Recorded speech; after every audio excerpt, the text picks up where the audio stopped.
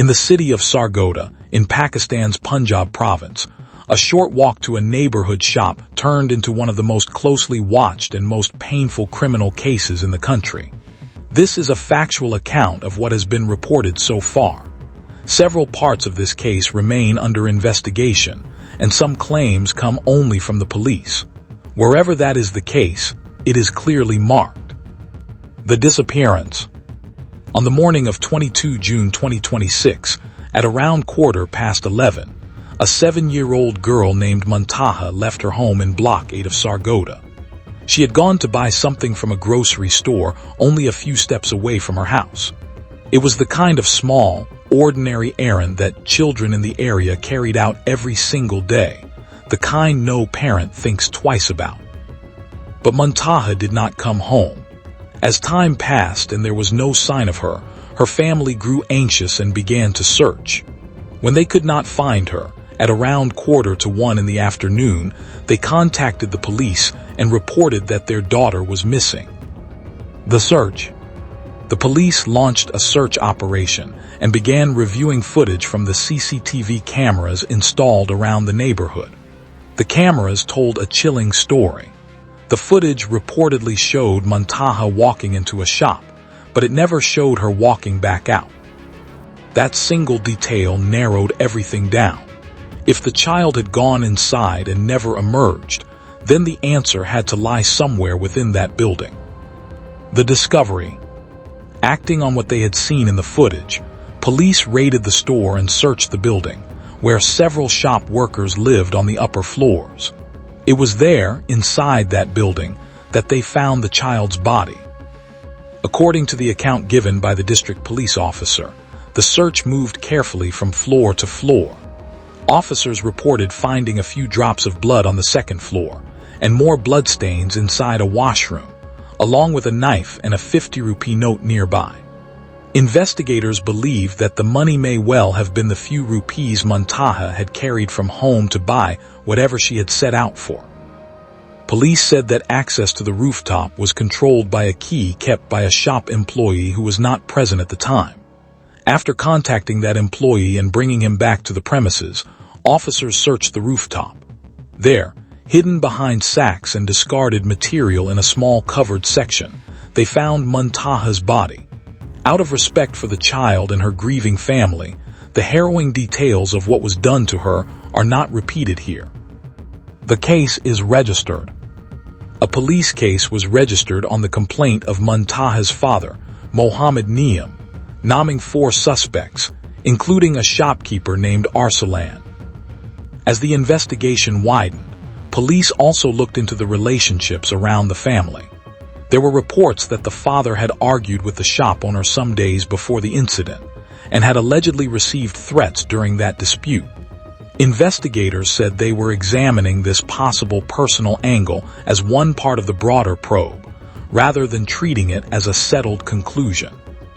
Police arrested 6 people in connection with the case, including the prime suspect Arsalan, the shop owner Hanif, and his son.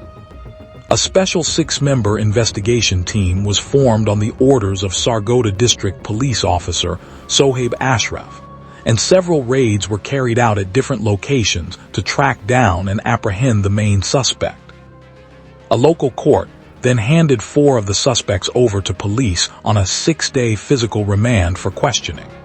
Because of the seriousness and sensitivity of the case, it was later transferred to Punjab Police's Crime Control Department, commonly known as the CCD. The medical report and the burial. Doctors said it would take around 24 hours to prepare the post-mortem report, and police said they were waiting for it to confirm the exact nature of the crime. The post-mortem was eventually carried out, but officials cautioned that the final medical report would take additional time and would be crucial in formally establishing the cause of death. In the meantime, after her funeral prayer, little Muntaha was laid to rest in a local cemetery, mourned by a family and a neighborhood that had been left in shock. What the police allege. It is important to be careful and precise here. The account that follows is the allegation recorded in the police case and stated by investigators. It has not been tested in a trial, and it has not been proven in a court of law. According to the police case, the prime suspect Arsalan allegedly lured the child into his shop, sexually assaulted her, and then killed her with a sharp-edged weapon out of fear that he would be identified. Investigators also claimed that during questioning, Arsalan had confessed to the crime. It must be stressed that a confession claimed by police during custody is not the same thing as guilt established before a judge. The death of the main suspect. Then the case took its most dramatic and its most disputed turn.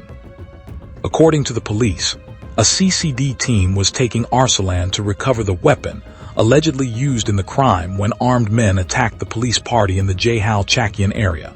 In the exchange of gunfire that followed, police said Arsalan was killed, reportedly struck by bullets fired by his own accomplices, while the attackers escaped under the cover of darkness. Police said they then deployed additional forces and formed special teams to hunt down the men who had fled. In Pakistan, an incident in which a suspect dies in police custody before ever facing trial is commonly described as an encounter. Such encounters are frequently met with public doubt, and this case proved no exception. An unverified report about the burial. After the encounter, reports also began circulating, largely on social media, claiming that when police took the body of the dead suspect, Arsalan, for burial, residents of the area refused to allow him to be buried among them, as a mark of their anger over the crime against Muntaha. As of now, this particular claim has not been confirmed by any official source or established news outlet, and it should be treated with caution until it is properly verified. It is included here only as an unverified report, not as an established fact. If such a refusal did occur, it would reflect the depth of public fury the case has stirred. A community so revolted by the alleged crime that it did not want the accused buried in its soil. But until a credible source confirms it, it remains an unconfirmed account. Public reaction and doubt. The killing of the main suspect did not bring the closure that some had hoped for. If anything, it raised fresh questions. Muntaha's uncle spoke to the media and said the family had not been shown any proof of the encounter. He demanded tangible evidence that it had truly happened the way police described, saying the family could not simply sit back and accept unverified news. For many families in such situations, a suspect killed before trial means the full truth may never be tested or established in open court, the very place where guilt is meant to be proven and answers found. The case triggered protests in Sargodha and a wave of grief and anger across Pakistani social media. Many people drew painful comparisons to the 2018 Zainab Ansari case in Kasur and renewed long-standing demands for stronger child protection measures. The reference to Zainab carries weight. That case had led to new legislation, yet many believe that gaps in enforcement continue to leave children exposed to danger. The political response was swift as well. A member of the Punjab Provincial Assembly issued a statement condemning crimes against women and children and reaffirming the provincial government's stated zero-tolerance policy, insisting there would be no leniency for those found responsible. Where the case stands now, authorities say the investigation into all aspects of the case remains ongoing. Several suspects remain in custody. The final medical report is still awaited, and the men who allegedly attacked the police party are still being sought. The death of a child on an ordinary errand, the speed of the arrests, the killing of the main suspect before he could ever stand trial, and the family's open doubt about that killing, taken together. These have made the Muntaha case a focal point in Pakistan's long and painful debate: how to truly protect its children, and how to deliver justice in a way that the public can actually believe in. For now, a grieving family waits, and a watching country waits with them.